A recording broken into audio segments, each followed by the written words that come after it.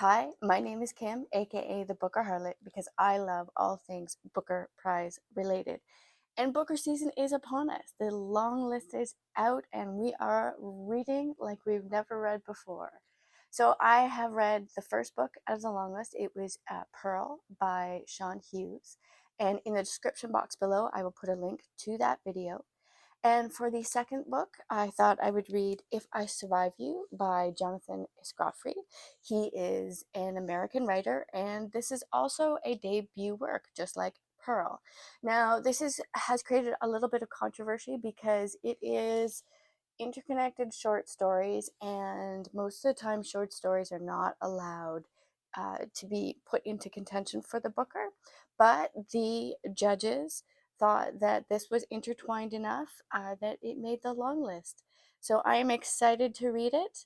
And while I am reading this, I will leave you with video clips of my life on the lake, of walks with Ripley the dog, and some gardening. And probably Wednesday the cat will dive bomb a couple of those videos.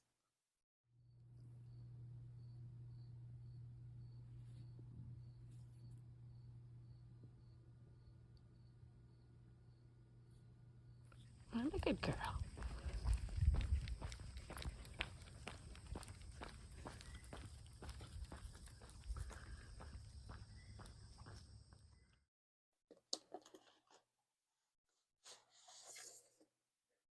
All the Little Bird Hearts by Victoria Lloyd Barlow. So I am halfway through If I Survive You, and I am conflicted about this book. So, a little bit about it. It is 8 interconnected short stories, mainly about Trelawney, who is born in Miami, and his parents have immigrated from Jamaica over, and the conflict around them.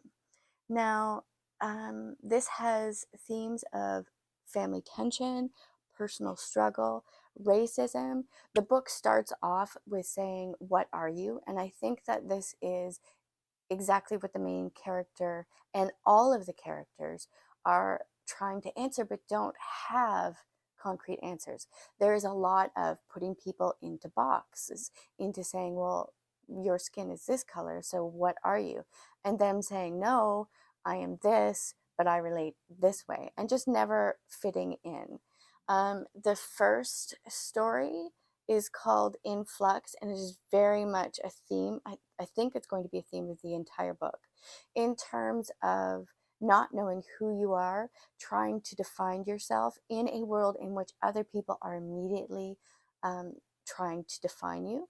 This book has a little bit of Real Life by Brandon Taylor vibes, being in that the main character just doesn't know who he is.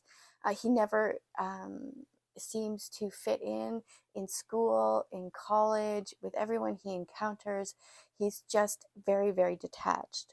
Now, one of the things that I am struggling with is this book fluctuates in terms of the narrative. So for the first two books, first two stories, excuse me, it is in second person.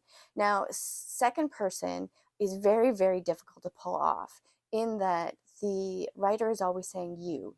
So one of two things is going to happen. You, the reader, is going to feel like it's accusatory, or you, the reader, is going to feel like the main character or whoever is speaking to you is making a confession. I think it's really, really hard to pull off. If you want an amazing example of second person done brilliantly, I would highly recommend This Mournable Body by Tzitzi Dangarega. I discovered this author through Booker as well. Um, so I'm struggling with that.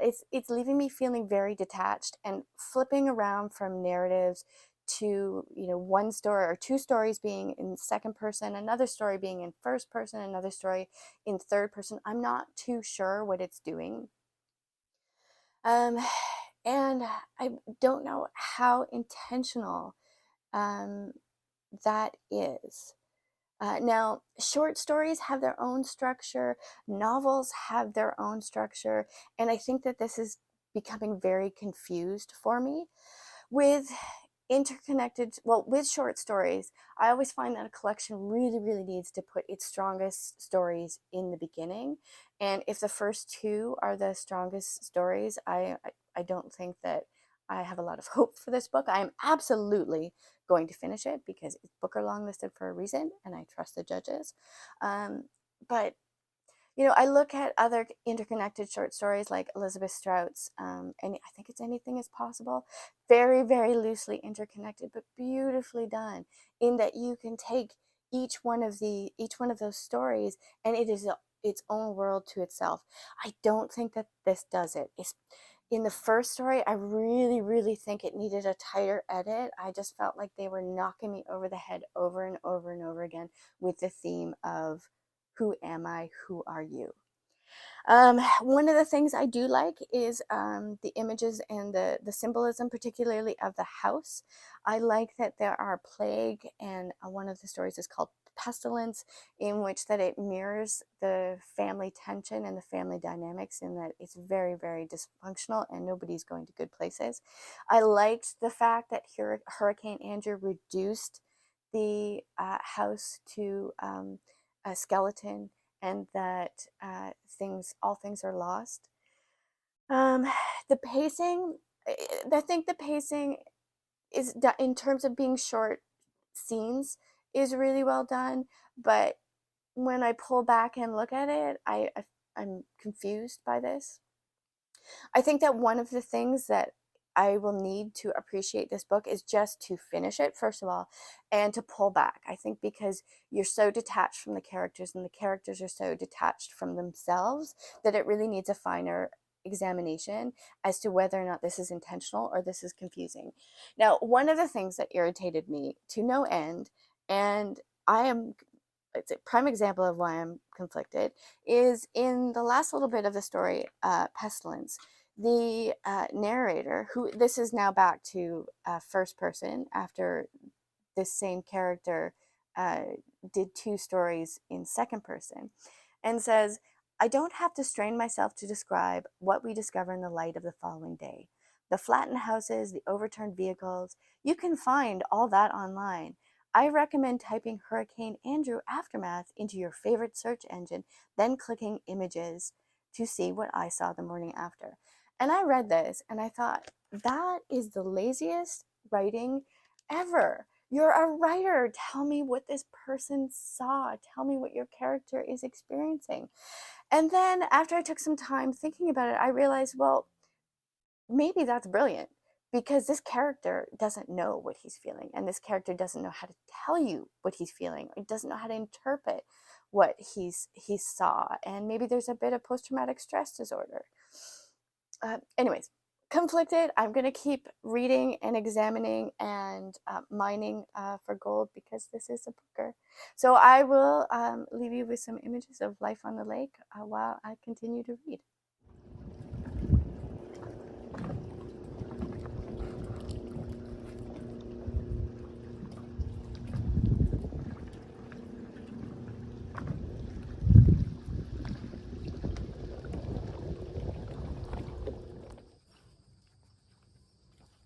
Come on, honey.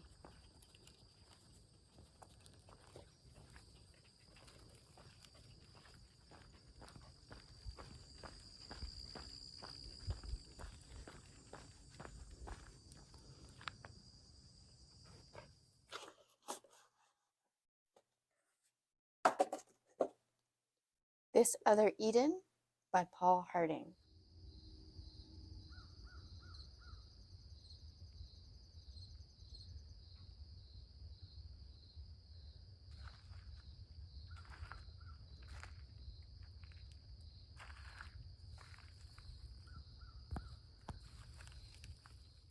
So I finished If I Survive You, and I have to say, I am still conflicted by this book.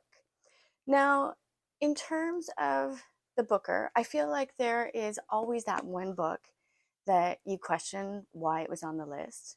A few examples, Kylie Reid's Such a Fun Age, I did not get along with at all. I thought it missed the mark.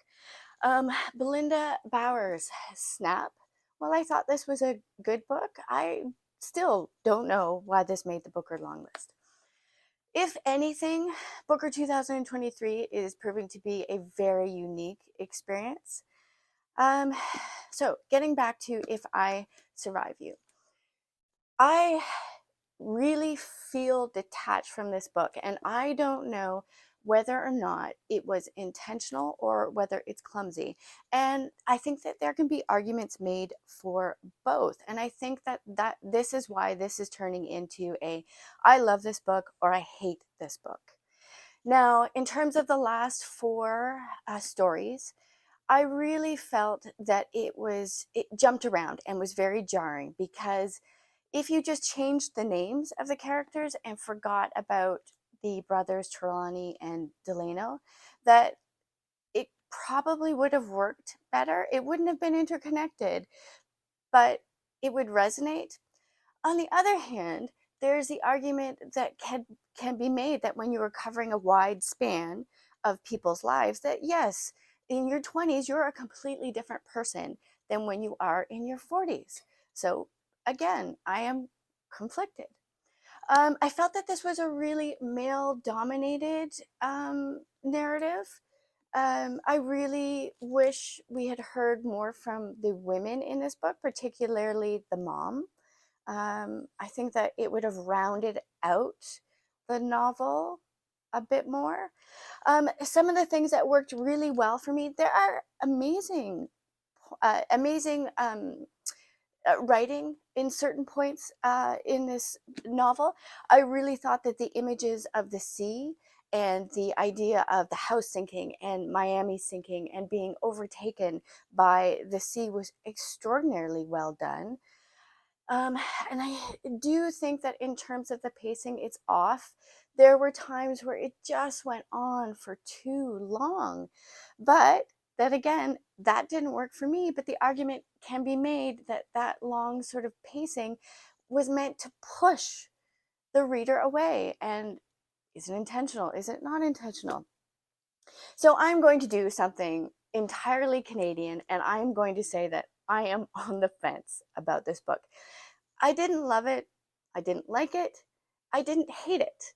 I didn't dislike it. I am just okay with it, which is a really, really strange place for me to be in. I am normally, I love this book or I hate this book. So there's that argument to be made as well, because I'm conflicted and in the end, I'm detached. And is that brilliant or is that not? So I think I will leave it with that. In terms of the Booker so far, out of the two that I've read, I would put Pearl by Sean Hughes as the number one, and If I Survive You as number 13. So I am going to continue reading the long list. Please like and subscribe to my channel. I really appreciate you spending your time with me. Please comment in the comments below what you're doing with your reading. Are you reading all of the book, or are you going to read If I Survive You? What are your thoughts on it? Whoop, hi Ripley, you're moving the camera. And I will leave you with this morning's walk with Ripley. Thank you.